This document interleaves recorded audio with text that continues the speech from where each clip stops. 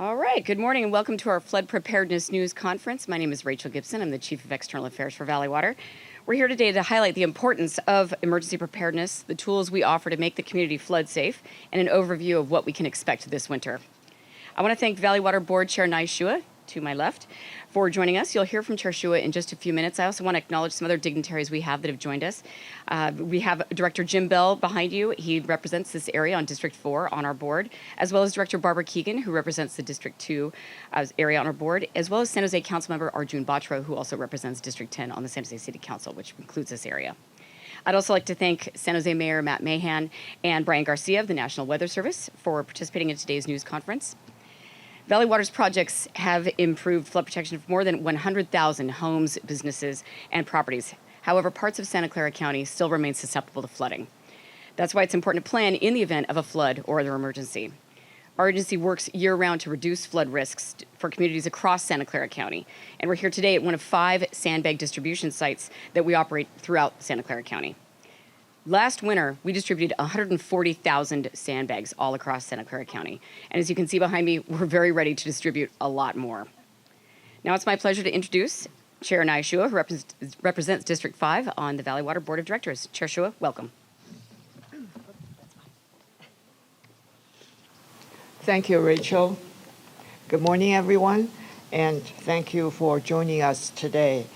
I want to thank City of San Jose and the National Weather Service for being great partners with Valley Water on this very important activities of flood preparedness effort, especially Mayor Mahan, Councilmember Batra, and Mr. Garcia, and my colleague Director Bell and Director Keegan joining us in person here today. As we all know, our climate is changing, and we all need to prepare for storms and the potential for floods. Every year, Valley Water prepare for the rainy season and the potential for intense storms that can result in flooding.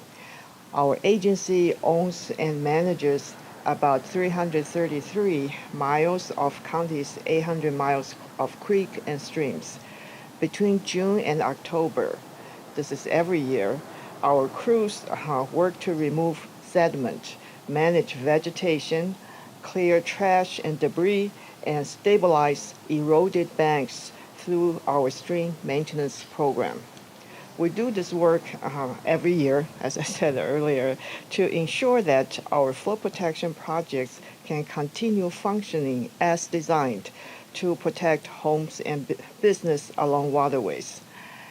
In addition to what we do on a yearly basis, we are asking our community members also take a few easy steps to prepare for storms and the potential for floods.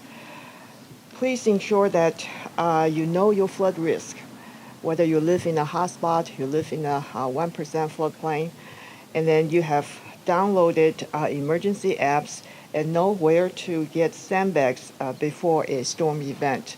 As you can see, this is the starting point, our Wingfield facility. This is the starting point of the sandbag program. We have many sites across the county so that it's convenient for residents to get free sandbags. Also that whether you own or rent, get flood insurance beforehand. Many policies have a 30-day waiting period for the policy to take place. So we encourage everyone to beware, be ready, and be flood safe. And together with Valley Water's effort, we will be flood safe. So thank you very much. And Rachel, back to you. Thank you, Chair Shua. Valley Water is very fortunate to have a strong partner in not just the City of San Jose, but particularly its mayor, Mayor Matt Mahan. So in our flood preparedness and coordination efforts, he has been instrumental in helping us on this path. Mayor Mahan, welcome. Thank you, Rachel. Appreciate it. Well, good morning, everyone. Thank you for being here. You know, I think we've made a bit of a tradition of picking the most beautiful fall morning with the best sunshine to announce our flood preparedness work. And that's because we know that no matter how sunny and warm it might be out here today, just a few weeks from now, we may face very different conditions, life-threatening conditions. I will never forget my first week as mayor of San Jose, as we faced atmospheric river after atmospheric river, and all of us had to come together. Valley Water, our partners at the county, VTA, all of our government agencies came together to get our most vulnerable neighbors out of our waterways, our homeless residents, to save lives as those water levels were rising. So this is critically important work for our community. I am so grateful to Valley Water, led by Chair Shua, for the investment in flood protection and the safety of our residents here in San Jose. We know that while we may face extreme climate conditions and have significant storms come our way, we have the upper hand because of our partnership and our preparation. Coming out of Veterans Day weekend, I'm reminded of a phrase that the Marines live by, which is proper preparation prevents piss poor performance. So excuse my language, but I think being prepared is the best thing we can do as a community to keep everybody safe. So really appreciate the partnership here to keep our residents and businesses safe, maintain our infrastructure, and be ready for this storm season. Our city team works closely with their counterparts at Valley Water and the county so that if an emergency does happen, our agencies can respond as one team, avoiding redundancies and filling gaps as needed. As we do all that we can on our end, here's how residents can take steps to prepare for and respond to winter storms. If you're a property owner, you can keep the curb and gutter next to your property free of debris, including leaves that can block storm inlets. For all residents, if you see backed up storm drains, trees or tree limbs that have blown down, or any other storm-related hazard in the roadway, please call our dispatch line at 408-794-1900 or 311. And make sure you have an emergency kit prepped and are ready to come grab a sandbag or two. We are rain ready, and that's because of the hard work of Valley Water and all of our residents and small businesses being prepared. Let me share just a little more about what this partnership means in practice, the work of our incredible crews and those of Valley Water. Here's what they'll be doing over the coming weeks, things that we may not even notice, that we take for granted, the work they'll do to inspect, clean, and maintain our stormwater infrastructure. Our city crews, partnering with Valley Water, monitor more than 60 locations that are prone to minor flooding and landslides. Residents in those areas are generally already aware that they're living there and are especially prepared for flooding. All major storm drain basins and drainage channels in the foothills have been cleared of debris and cleaned out. The city's roughly 35,000 storm inlets are cleaned every year to remove debris that could block storm sewer pipes or cause harm to our waterways. A second cleanup round is conducted to remove accumulated leaves and debris as we get into the season and all those fall leaves drop. And then all of the city's 31 storm pump stations are inspected and maintained every year to ensure that they are functioning properly.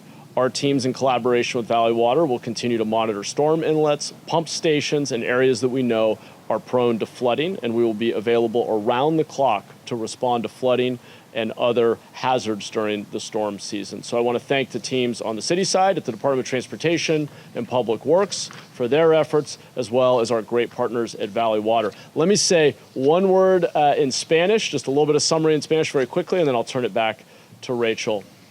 Nos estamos preparando para inundaciones causadas por tormentas de invierno. Los trabajadores de Ciudad de San Jose y Valley Water estamos limpiando los desagües durante el verano para asegurarse de estamos listos para la lluvia. Llaman a 311 para reportar desagües o calles bloqueados o cables caídos. Para emergencias llaman al 911. Gracias otra vez a nuestros socios in Valley Water. And with that, I'll turn it back to Valley Water's Chief of External Affairs, Rachel Gibson. Thank you, Rachel. Thank you so much, Mayor Mahan. We're also delighted to have a representative with the National Weather Service with us today. Brian Garcia is the warning coordination meteorologist serving the San Francisco Bay Area. Brian and the National Weather Service have always been and continue to be great partners to Valley Water and agencies, including the City of San Jose, across Santa Clara County. Brian, the floor is yours. Thanks, Rachel. It's great to see so many cameras here. It just tells me that you all want a story on flood preparation. So thanks for all being here. And thank you, Matt. Thank you, Madam Chair. It's an honor to share the podium with you.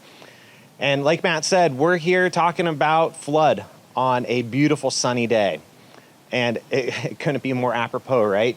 But the rain is coming. Winter is coming. We've already experienced a little bit of it, and we're going to experience more of it through the winter.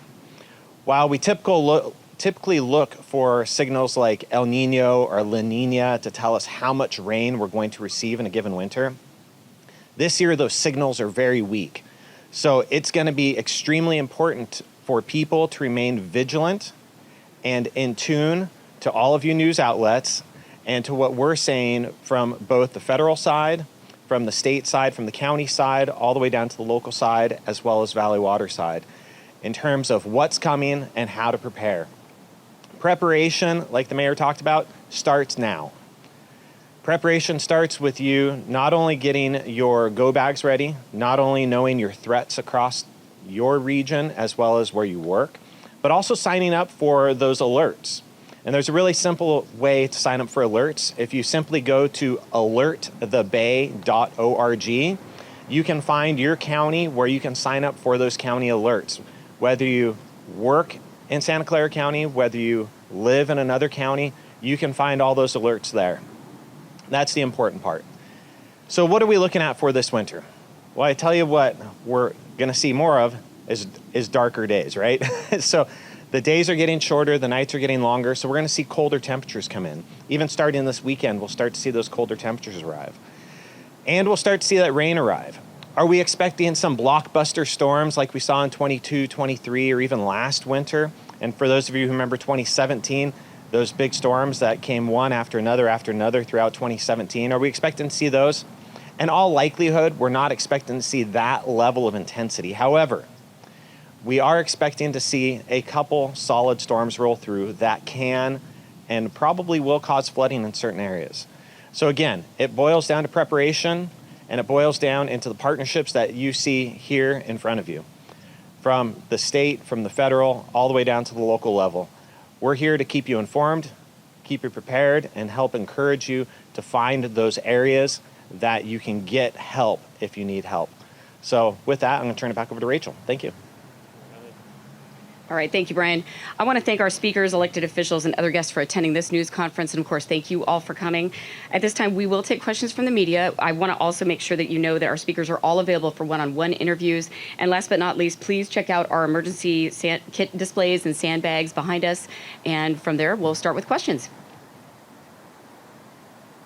Brian, what kind of challenge you said it's unclear whether it's going to be more of a El Nino or La Nina. What kind of challenge does that pose for trying to predict what kind of storms we may see? Yeah, that's a great question. So what type of challenge does it pose for us to predict storms over the course of the winter when there's no strong signal for La Nina or El Nino? That actually poses a pretty significant challenge when we look at the seasonal outlook as a whole. So when we look at storm by storm basis, we're looking out 7 to 14 days to see if anything's really coming our way. That's the window we're going to have to look in this season. The last two winters, it was clear the signal that was out there and when we could expect storms. So typically our strongest wet months are December, January, and February. Last couple winters, it was easy to say, hey, we're going to get some pretty significant rain. This winter, it's more challenging to say when that significant rain is going to come and how much there will be. So we'll be looking at it on a bi-weekly basis. We'll utilize the Climate Prediction Center back east to really kind of give us a short range, kind of seasonal-ish outlook for that. So yeah, and of course climate change plays a role in this too, right? It makes it challenging to say, okay, how warm is the atmosphere right now? How much water vapor can it hold? And how much of that water vapor can manifest itself into rain? So there are a lot of different layers to that question, but it does make it more challenging. Yeah, and so in that respect, can we expect the possibility of anywhere in between a very, very mild Yeah. or a very heavy, I guess, anywhere in between. Yeah, so right now the official forecast is what we call equal chances. The way I like to couch that, it's the meteorological equivalent of a shrug. Like we just don't quite know. So what I'm looking at right now is saying that we're going to be anywhere just below normal for the amount of precipitation for the season, or near normal for the amount of precipitation for the season. That said, all of that precipitation can come in one or two storms. And that's the reason we're talking about preparedness. When we talk about seasonal outlooks and how much rain we're going to get for the season, that looks at the whole. It doesn't discretize for each individual storm. So we have to be ready for anything, no matter what I say, no matter what any other meteorologist says out there. If you follow some Twitterologists out there, doesn't matter. You've got to be prepared for those one or two whopper storms, and then you'll be prepared for all of them. All right, unless there are any other questions, we can break off for one-on-ones. And I, again, encourage you to check out our displays over there to the left. Thank you all for coming.